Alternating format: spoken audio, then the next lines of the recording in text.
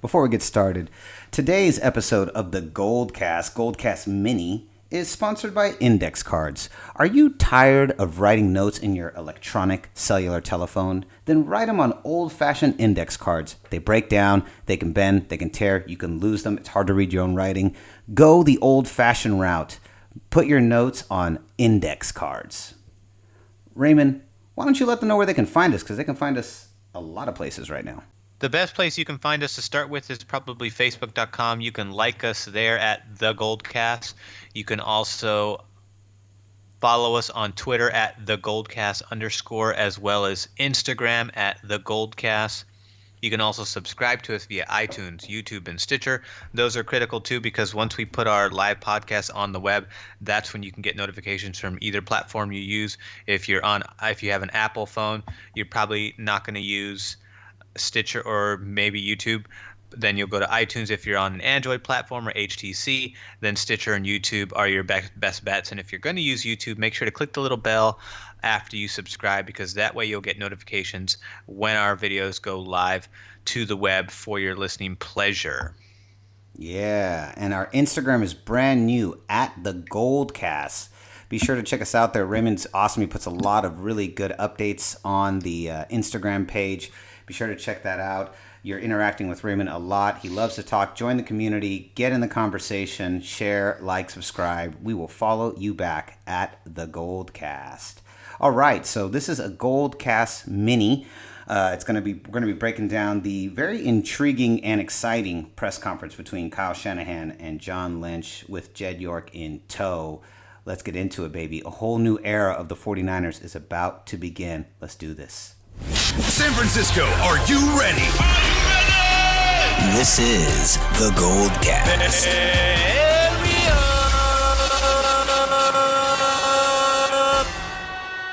Boom! Welcome to another edition of the GoldCast. We are the voice of the faithful. I'm your host, Rudy Solis III, and with me is my brother, my co-host, Raymond Solis the first, baby. Boom! Raymond, it's here. It's official. We have a press conference. We have conversations. We have some basic answers to questions, and we still have a lot of questions left. Kyle Shanahan and John Lynch were presented by Jed York today to the San Francisco media. It was a great press conference. I mean, they said all the right things. Obviously there's so much between what they say and what happens on the field. A lot has to happen, and they were definitely not. They didn't mince words. They didn't give us, grand hyperbole or crazy rhetoric. They didn't make any promises. I thought that, they've talked a little bit about Kyle Shanahan having a bit of an arrogance. I didn't see that at all. I thought he came off really humble, very realistic, very excited, and ready to get to work. So I'll pass it off to you. Tell me your thoughts, and then, we'll just go from there. I'll start with a Jed York comment, because I heard that too. I heard that from the co-host of 95.7 The Game with Greg Papa, and I stand firmly with Greg Papa on this. The whole purpose of every season for every team in the NFL is to win championships. So I have no problem with him mentioning the Market Street Parade. That's, of course, what we want to see every year. In a perfect world, that's what every fan would like to see for their respective teams. So I had no problem with that. That should be your goal. That should be your goal. That's fine with me. They're not in this to say. I mean, I'll follow. I'll kind of feed off the joke that I heard during this conversation, because Greg Papa wasn't having any of it. He's like, yeah, that's what they're supposed to do. So I don't care that he said that, and I feel the same way. I don't care either. What is he supposed to say? This year we're going to win 3 games, guys. Yay! No, that's not the point. The point is to improve, and to improve as significantly as possible by putting the right people together, giving them the right resources, and allowing them, free reign to build to the best of their ability, and to put the staff around themselves to enable that process to flourish. But you know what? So I got no problem with that. I have no problem with it too. And in no way did I get the impression that Jed York thought that was capable of happening next year. All 3 of those men up there, it was very, I thought the where we are as a team and what we have gone through and how depleted this roster is in terms of talent and leadership and direction, I thought that was all there on the table. And I didn't feel like Jed York was in any way implying that that's what they want to do next year. I think he knows deep down that's probably most likely an impossible reality given the state of where the 49ers are right now. Like we said on the last podcast, this is not the team Jim Harbaugh inherited at all. That team was already being slated and was being predicted by analysts across the board to be the best in the NFC West the year before. And it was when they didn't deliver that they were like, okay, this roster is way too good. Something's wrong here. This is not that team. This is a depleted, destroyed, ripped apart team. And Jed York saying this is where we want to, I took it as Jed York saying this is where we want to go, not necessarily this is what we're going to do right now. Yeah, exactly. He's just saying that's what he wants to do ultimately, and that's what every owner wants to do. Maybe I don't know if that's the case with the Browns, but or Detroit for that matter, but I certainly know that it's the case with the 49ers. You don't win 5 championships because you want to end up at the bottom of the barrel, and as far as organizations are concerned. But yeah, it was great. I mean, and if you're a Niner fan, I think there's definitely something refreshing about seeing 2 new faces there that seem to be in sync, that clearly have a rapport together, that are on the same page and have the same vision for where they want to go with the organization, and obviously not to necessarily ride the coattails of the previous success, but to use that as inspiration going forward. Like, hey, we want to get back to this kind of status where we are year in, year out competing for championships. That was a 20-year run that we had between the 80s and 90s, and we want to bring that back. And so the only way to do that is to get the right people in place, and it starts at the top, and then you build from that point down. Exactly. And I think that Kyle Shanahan was very realistic. One thing I noticed that all 3 men kept discussing, and you can tell that this was something that was, now you can tell, I don't think it was as obvious to us as fans when it was happening, but there really was a disconnect between general management and the coaching staff. And it went from the Harbaugh regime all the way through to Chip Kelly's regime. And, it seems like Trent Baalke there was a lot of struggle and a real tough, they had a lot of issues with communication and getting on the same page. And one thing this group kept talking about, the reason I feel like that's the case is because this group kept talking about culture, they kept talking about unified vision, all working as a team, working in the same direction, finding like-minded staff, finding like-minded players. And that same rhetoric of creating a winning culture, a winning environment, a platform for success with everybody working together. That really seemed to be the message that they were putting across, and that seemed to be one of their first goals, is to just meet on a psychological, mental level and find their common ground and try to build a team from there. And it just kind of made me realize, wow, the dissonance that must have really been occurring from the Harbaugh years through to the Chip Kelly years. I mean, it was much deeper, I think, than I realized. I didn't realize it was that deep because they were just kept emphasizing it. And it's almost like, when you're emphasizing something that maybe necessarily, that's been talked about, but not at the level that they addressed it. And I was going, wow, this was a deeper problem than I as a fan realized. Yeah, and when you go from Super Bowl to 8-8, 5-11, 2-14, that is clearly a pattern of regression, and you're also hiring coaches in the same amount of span and in that same span of years. That is clearly something is off, something is out of sync, and there's obviously a psychological aspect that's attached to that, and I think that's why you kept hearing that getting echoed over and over and over again by Kyle and John as well as Jed, and that's because the culture needs to change. And whenever you're making any kind of change, whether it's minuscule or really broad, like the Niners are doing right now, it always starts with the attitude first. And that's kind of the general formula for success too. Is if you want to change your life, you change your standards, you change your attitude, change how you mentally perceive where you are, and switch gears to like, all right, this is the new vision, the new path that I see forth, that I visualize in my head.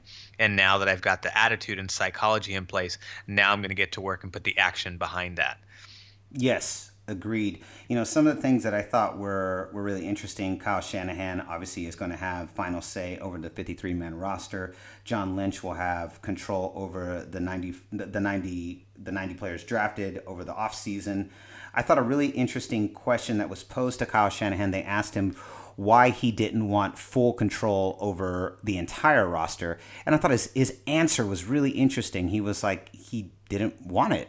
He didn't see the point in having it. He trusted the people that were being put in place, and he trusted, everyone's positions. And he wants, not only did he trust him, he wants to have that trust. And I like the idea of a coach who's not necessarily, I think that said a lot about him not being power hungry and kind of, again, leaning towards this idea of a unified vision with the front office being as much of a team as the players are on the field. Yeah, this total collaborative effort. And of course, that I thought it was kind of a ridiculous question because it was irrelevant. Let's just talk about what is the status. The status is Kyle Shanahan has 53-man roster control.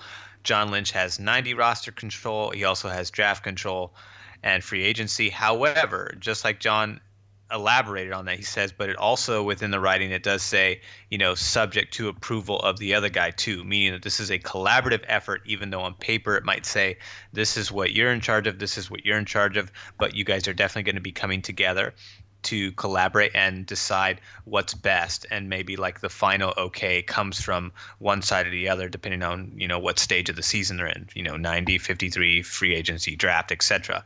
But it's clearly a collaborative effort, and of course that stupid question came from Tim Kawakami.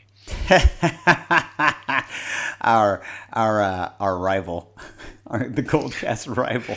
Hey, see ya. Yeah, we'll talk about this more. We have all of our new YouTube listeners. We'll talk about that more with you guys later at a later date. But Tim Kawakami, a rival of the GoldCast. He's a rival of this faction of the faithful. So let's talk about another thing he addressed. Okay, there was a great question that was posed between John Lynch and Kyle Shanahan about them having no experience at this level of the game. And John Lynch, and it was addressed a little bit more specifically at John Lynch because he's never been a general manager. And I thought he answered that very quickly. He brought up, our number one guy. We did an entire podcast about him, Adam Peters, who we called the Game Changer. Check it out. It's about 2 podcasts earlier, 2 or 3 back. Adam Peters, the Game Changer. We did a whole podcast on him, and we felt like he was the game changer. And that's the first guy John Lynch brings up, and kind of talks about his resume very briefly. And then he talks about someone that I want you to break down for the faithful, Raymond, Martin Mayhew. Give us a breakdown. Who is Martin Mayhew? Because I felt like many faithful, I just started scrambling on my phone, going, "Who the hell is Martin Mayhew?" Yeah, he dropped that one on us, and again, that was also part of his answer too, which I thought was a great answer and a smart answer because it's a logical one. It's exactly what John Elway did in 2011 when he took over as GM for the Denver Broncos, and that was he put people underneath him who had experience, who had been there, who had done that, and who could help guide him and collaborate with him to create the vision that he had for the team. It's the same exact thing John Lynch is doing here, and that's exactly what he said. Peter. I was going to say Peter Mayhew. Martin Mayhew is hired as the senior. He's now going to be the senior personnel executive for the 49ers, and he is the former general manager for the Detroit Lions between, I believe, 2008 and 2015. And that was he was this last season. He got fired in 2015, but in this past season, he was the football operations and special projects for the New York Giants. But from 2001 to 2015, he was all with Detroit, and then he was promoted as general manager. So this is what I like. What I like about what I read about him is obviously he didn't have overwhelming success over there in Detroit, and Detroit's just kind of a big mess in general. They've always kind of been they're kind of like the Browns, only they're not quite as dismal as the Browns. The Browns just are just in another realm of their own.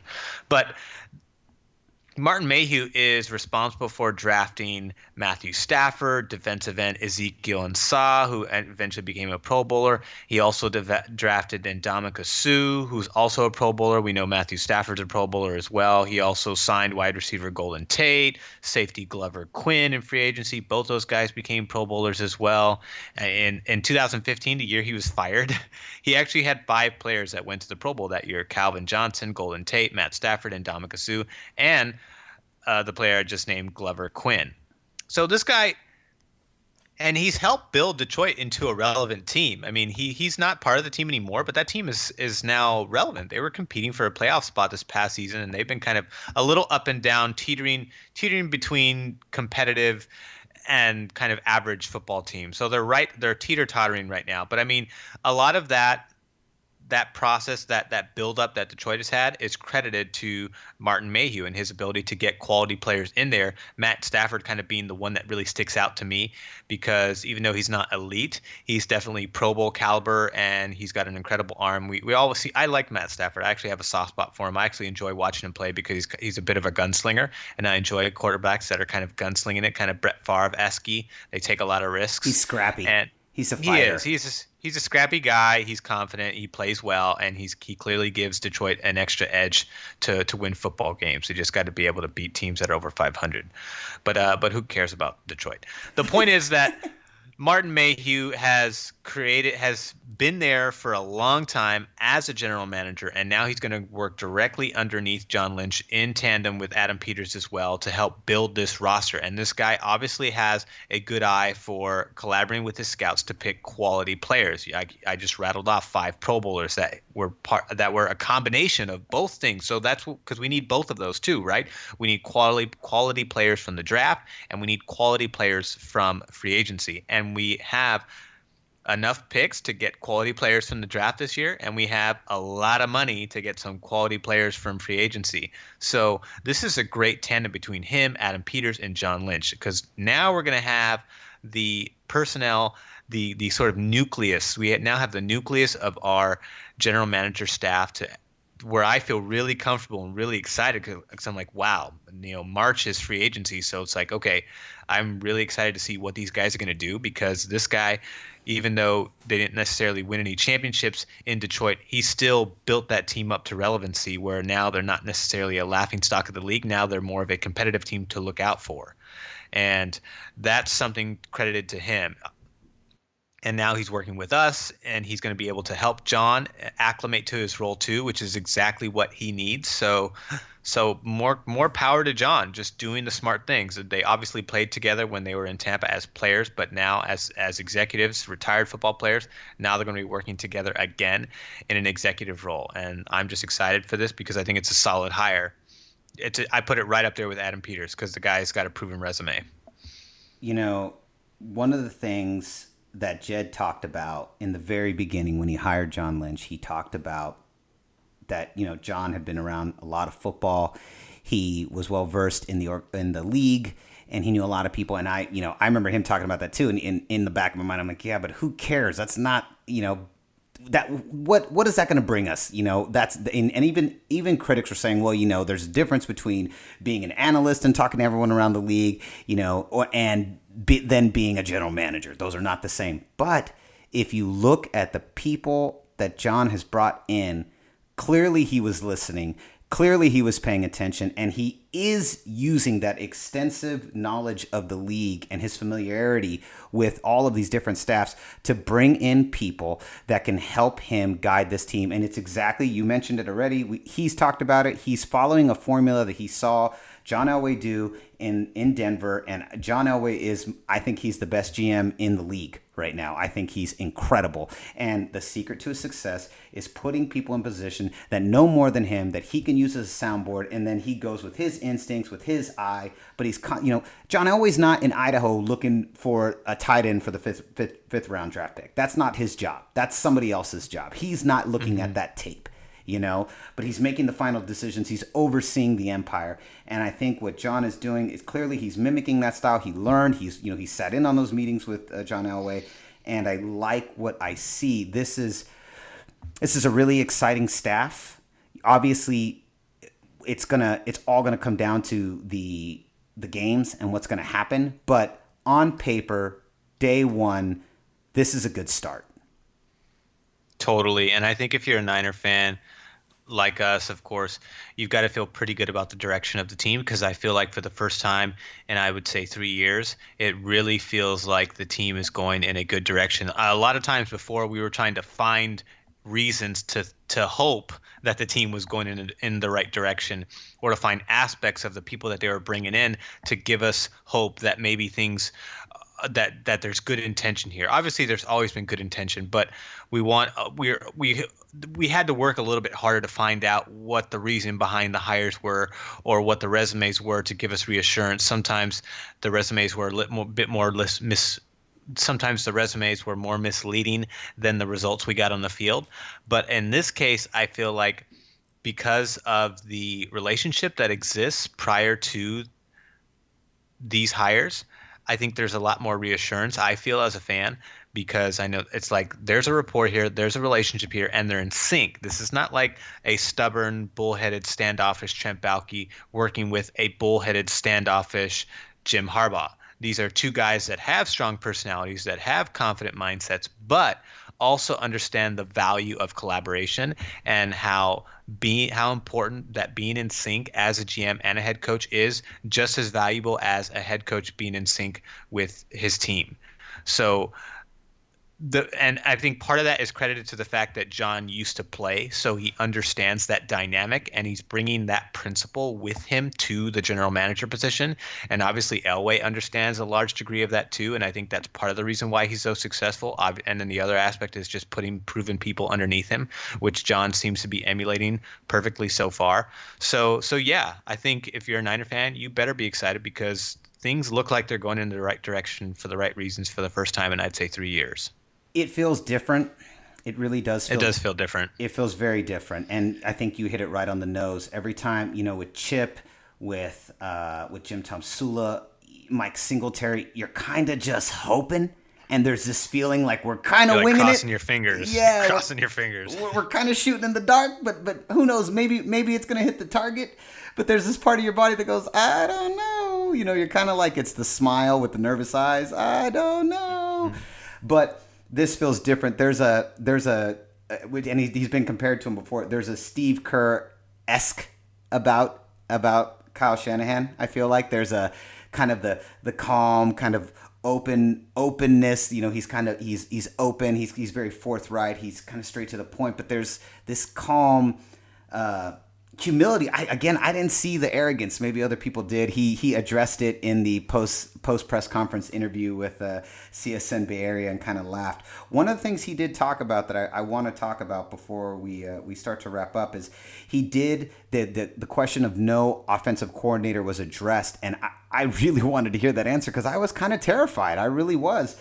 He talked about putting assistant coaches in place, understanding the position, and also was very upfront about the fact that this is just for this year. It may not be next year. He doesn't know how long he's going to do it, but for this first season, he really wants to be the guy that is in charge of that position. And once I heard it, and once I realized, he's like, it may not last. This may be crazy. It may be too much. We're going to find out. Right. Didn't that quell it made more sense? Yeah, and he kind of said, and it was kind of like, because it's a new thing and they're building from the ground up, he kind of wants to have that sort of control early on, because he wants to, it's almost like, hey, I need to right the ship, and then once I right the ship, I can take on more delegating roles, but right now I kind of have to micromanage some aspects, because this is, things are so far off the mark here that I kind of have to take the wheel here and right the ship. And once I right the ship, I can take a step back and start to delegate more, because once we have a rhythm and a system established, then you can kind of take a seat back. At least this is what I'm thinking based on his answer. This is what I'm thinking that he's thinking, is that this is what he needs to do right now. And then as things go forward, he's going to obviously evaluate the progress and the process and see if it's necessary for him to take a step back and say, all right, now I'm going to be more of a traditional head coach, and then delegate to my offensive coordinator. Yes, exactly. He also discussed he has to look at a lot of tape. He's still very unfamiliar with the team. He hasn't had a chance to look at them. Right, and Colin Kaepernick, despite all of the reports that said that, hey, he's out of here, these are his last days, was not counted out of the equation. No. Well, you have to admit, I understand. Colin's been through a lot. He's been through a lot. He lost a Super Bowl. I think it took him several years to recover from that. I think he was a Jim Harbaugh guy, and there's no question about that. And he was clearly really, really distraught and very, very frustrated with the direction of the team under Jim Tomsula. I think he reluctantly gave Chip Kelly a chance because he didn't really necessarily have a choice, So I think but then obviously restructured his contract so he could opt out. But this is a different situation. And I wouldn't be surprised. I don't know Colin Kaepernick. I can't speak for Colin Kaepernick, but I wouldn't be surprised if Colin Kaepernick just at least took a step, 1 foot out the door and stopped and goes, wait, let me look over my shoulder one more time. We need to have one more conversation. This is different. This is really different. Yeah, there was the initial report that said he was going to opt out of his contract. Then I think it was Pro Football Talk or I forget which outlet it was, said actually now the consensus is that he's undecided and that he wants to meet with John Lynch and Kyle Shanahan to kind of see where they're at and see, what kind of marriage, if any, can be established in the new regime. And I think for me, I think that's a smart move. I think if you're Colin, you think what kind of mind Kyle Shanahan is, and if he knows anything about John Lynch, he knows what kind of player he is. I know they've had interactions on the field during the games that he's called for the 49ers as a broadcaster. So there is a little bit of a rapport there. But I do like the fact that Colin Kaepernick reached out to both Kyle Shanahan and John Lynch. And John obviously had nice things to say about Colin Kaepernick and was very objective, gave a very objective answer saying we're going to talk with him, sit down with him and find out, if he fits with the program. And if he does, great. And if he doesn't, we'll figure something out. And Kyle said that he sees what he sees from Colin, or what he's seen so far, is very different from what he's heard, and that what he sees is better than what he's heard. Meaning, I think if that means he's alluding to the film on tape, despite, is contrary to the criticism from most likely the press or third-party hearsay, then I would have to agree because, nothing's better than the tape, and I would trust nobody outside of Kyle Shanahan, and especially when it comes to the 49ers, to have final say over what quarterback is good for this organization going forward right now than Kyle Shanahan. It's okay, you know this position better than anybody. So, and you've worked with a myriad of different talents that have different skill sets. You went from Matt Schaub to RG3 to Matt Ryan. So those are three very different quarterbacks.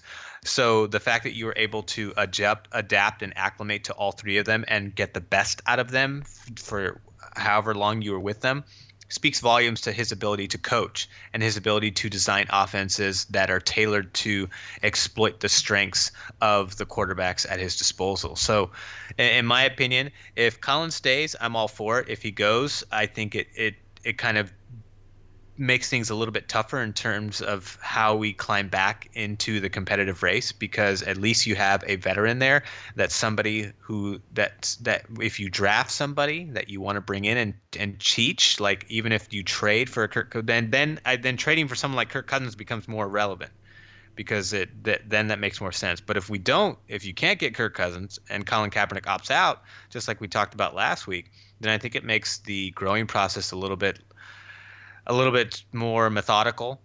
But when you have a veteran there that knows what he's doing and can learn, because clearly he learned under Chip Kelly and played well for Colin Kaepernick, similar to his 2013 statistics, then I think there's some hope for him to even get better, possibly, especially with Kyle Shanahan, because we know that Kyle Shanahan, if he keeps someone like Colin Kaepernick around, he's going to design the offense around his strengths. He is. For sure. So, what was going to say about that? The QB. Okay, kind of going back to this QB thing. He did say that he hadn't seen tape on Cap since college. So maybe it was more about the attitude stuff. He'd said that a couple different times. He hadn't seen him since he thought he was very good in college, but he hadn't seen him since Nevada, I believe is where Cap was. The QB situation now, here's the thing. I don't follow college. I'm a faithful. You know, I watch, this is the GoldCast. We watch pros only. Pros only here. We watch the 49ers, the Warriors, and the Giants. That's what we watch. You know, those are the teams that we pay attention to. I didn't go to Stanford or Cal, so I don't watch those teams. So I don't know. From everything I've read, this is a pretty lousy QB draft. I also heard that last year's wasn't very good, and look, you got Dak Prescott out of that. So I trust them to know, but if it is a lousy QB draft, and you know John Lynch said that they might not find their QB this year, that even seeing that quote floating around the press sites, it made me think, okay, there's a part of them that I don't know if they necessarily think it's in the draft, and if we can't trade for Garoppolo or for Cousins, one of those players, and then we need either cap to stay.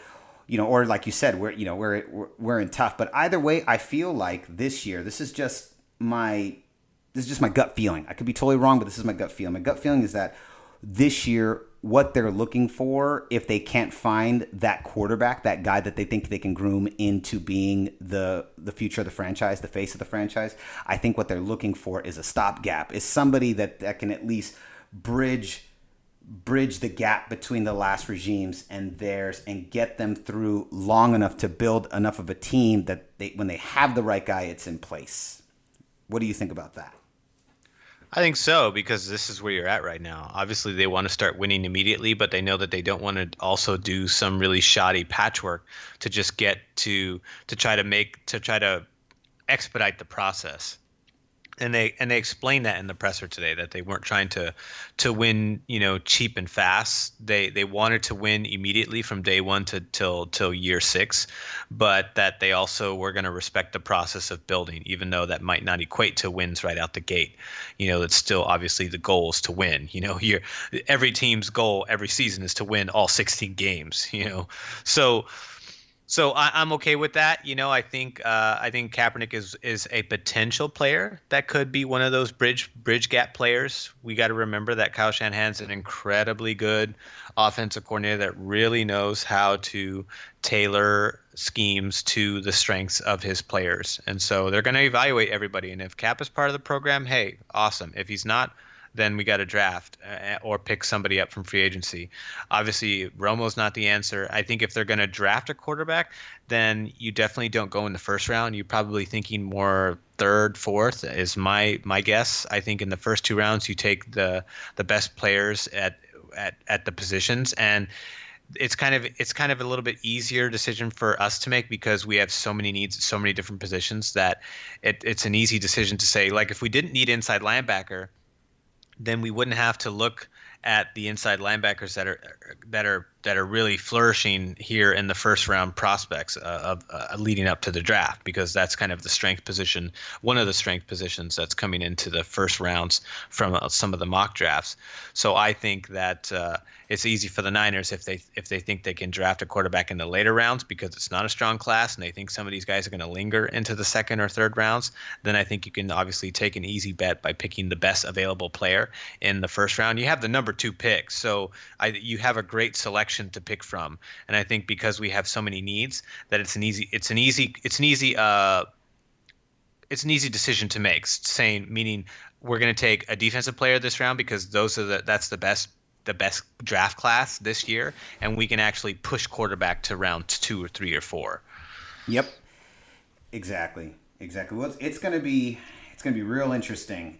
Again, I have to keep stressing this to the faithful. Now the task for us, the task for the 49er faithful now, is to model the kind of patience we have kept criticizing Jed York over. I actually haven't really criticized Jed York a whole lot about it. I am a stark defender of Jed York. We've been nice to him. Yeah, I have been, and I got a little criticized on YouTube about that a couple podcasts ago about my defense of Jed York. I think he's an owner that is really passionate, very young, and he wants to win really bad. And he had to make some really tough decisions. Again, I think sometimes we as faithful want to let Jim Harbaugh off the hook, but you've read the stories of some of the things he did and said, and you just can't do that with your front office. That creates the exact opposite culture within the front office. And if we're going to win, we need everybody working together. And you can't go, well, screw that side. I'm only over here with you guys. Fuck them. You can't do that. I'm not saying who knows, about what exactly was said and when and where, but again, 49er faithful, we have to exercise patience, because I'm telling you now, when they lose 3 in a row, 4 in a row, and if they do, and they start talking about Kyle Shanahan's experiment in San Francisco's failing, he shouldn't be the offensive coordinator, does he need an OC, is he taking on too much, John Lynch's draft picks, are they busting? When all those stories come out, from impatient, annoying writers. And don't you see all those stories already? All those headlines are. Yeah. We're telling you right now, 49er faithful, book it. If we lose 3 or 4 in a row, this is what they're going to say. They're going to talk about it on ESPN. They're going to talk about it on the last segment of First Take, because all they ever do is want to cover the Cowboys. Yes. They're The blind thinker. Is Kyle Shanahan in over his head? Yeah. No offensive coordinator. Is Kyle's not having an offensive coordinator the reason they lost last week against Seattle? Is this what you get when you hire a GM with no experience? Is this why we're seeing these rookies struggle so much? Hey, I'll take it a step further. You're going to have Max or Stephen A. Smith or Skip Bayless or Shan Sharp go, this is what happens when you hire a rookie GM. They're not going to ask a question form. They're going to say what you said in statement form. This is what happens. That is when you need to exercise patience. I don't want to see planes going over Levi Stadium going, oh, make Jed accountable. Jed needs to go. Like, none of that. None of that, okay? Unfortunately, Jed York has had to have on-the-job training, and the difference is there are thousands of fans that are surrounding him. I mean, come on. None of us have gone into every job and been perfect. I've made some major mess-ups at my jobs before. So, yes, I've been fired too. God bless it, many of us have, at least once. And so Jed, and we can't fire Jed, like he said. You don't dismiss owners. So sorry, people, we are stuck with them, whether you like it or not. So you're either with them or you're against them. And for me, and I know that you obviously agree with this position too, brother. And that's that if we have a choice between either being angry and being anti-Jed all the time, or rooting for him in his corner because if he succeeds, the team succeeds, then we're gonna take Jed's corner every time. Exactly. I said this even last year, to some of our fellow faithful. It's like, get over it. Jim Harbaugh's never coming back. Let it go. It's over. So focus on the future and hope the future gets better. Jed York's not going anywhere. Here's what I like about Jed York, in defense of Jed York. Again, Jed York wants to win. He wants to win, and he wants to get it right. And he's willing to he's fired 3 coaches 3 years in a row because he wants to get it right. It doesn't mean that those decisions were always popular. It doesn't mean that he's always made the best decision after, but he is willing. And not only that, he's paying all those guys. All that money he's paying. And like he said, he didn't walk away from the financial obligation of those contracts. I'm not saying it's always been fun, and none of that. I'm not saying it hasn't been frustrating as a fan to watch. I watch every single 49er game every week, in, out, good or bad, win or lose. I'm there as a faithful. I know you are too, Ray. So we just need to exercise some patience. Hey, it's like Aaron Rodgers says, everyone relax. All right? Just relax. If we win 6 games, great. But no, that means we have to lose 10. So just everyone exercise some patience through this next year. Maybe we're a little scrappy, but this is not the final team that they're going to build. And just like the Raiders did with Carr and the system and Jack Del Rio's system over there, you got to give it a couple years. All right, we're gonna and we'll evaluate. Just like we did Chip Kelly's staff. I know that there was a lot of good statistics and resumes that we had from Chip Kelly's staff. We'll be looking at that too, looking at the resumes of the people Kyle Shanahan's bringing in to see what they're bringing to the table to help us give us an inkling of projection that's out there. But we know that, resumes don't always equate to wins. But in this case, I think there's a little bit more to be optimistic about for everything that we've already stated before. But, just like last year and previous year, we're going to be looking at every single coach that comes in here to see what they're bringing to the table and how it can make this team better. Exactly. Just be patient. Be faithful. It's going to get better. I really think this is a great regime, and I think it feels different. And I really do think that we have the potential and the opportunity here to see something special. I sure hope so. I sure hope so too. So, Raymond, once again, remind them one more time, where can they find us? You can like us on Facebook at facebook.com/thegoldcast. You can also follow us on Twitter at thegoldcast. You can also follow us on Instagram, the brand new Instagram page at thegoldcast. And the Twitter handle is at thegoldcast_. Make sure to add an underscore at the very end there. And most importantly, you can also subscribe to us via iTunes, YouTube, and Stitcher, regardless of whether you're an Android platform or an Apple platform. You can subscribe to us via any of those. Whichever one, we're all across the board, so it doesn't matter what platform you use. You can always find us, and make sure to subscribe, because that way you'll get notifications on your phone when we go live with our broadcasts, when we publish them to the web. So that way you'll know, and you can just tune in whenever you want, whether you're at work, whether you're taking a poop on the can, whether you're taking a road trip up the coastline here in the Bay Area, or whether you're somewhere else in the country doing something awesome that you want to put some 49er love into your life. So hit that not just subscribe 49ers, Warriors, Giants. and Giants, and a little bit of A's too, because me and my dad like the A's. There you go. And MMA talk. Dan and I do the MMA podcast. So yeah, this Sunday we're gonna turn our focus onto the Warriors. We're gonna be talking about this week. We've got a very big game in OKC. Kevin Durant is returning to the team that made him. And it's been heated. Oh yeah. It's been heated. But well, and KD keeps trying to diffuse it. Like he always keeps saying it's more heated among the press than it is among them. We're gonna see. We're gonna talk about it on Sunday. I think it's more heated with Westbrook than anybody else. He's the one who's been bitter about it, and it's just because he now has to shoulder the burden of keeping OKC relevant in terms of being competitive within the league. But you know what? Get over it. It's the NBA. Players move, players get traded, players go to somewhere else. KD gave everything he had to that team before you even showed up, my friend. And he's got how many All-Stars and an MVP? What do you have?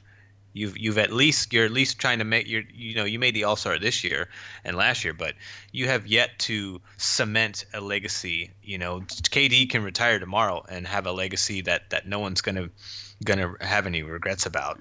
So I think this is all coming from Westbrook, and you can see it in his attitude, the things he says after the game that gets caught by people. Like when he said, "Hey, don't say what's up to his bitch ass." He was talking to his teammates, telling him, "Don't go say hi to KD." Like, what kind of childish high school BS is that? I love it. Yeah, well, get out of here with that. It's gonna be a heated game. I can't wait to see it, and we'll definitely be talking about it on Sunday. Raymond, Where can they find you? You can find me on Twitter at Ray Solis. You can find me on Instagram and Twitter at Rudy Solis 3rd, Rudy Solis 3RD. So concludes another edition of the GoldCast. We are the voice of the faithful. I'm your host, Rudy Solis 3rd, and with me is my brother, my co-host, Raymond Solis I, baby. We'll see you next time. Same GoldCast time, same GoldCast channel.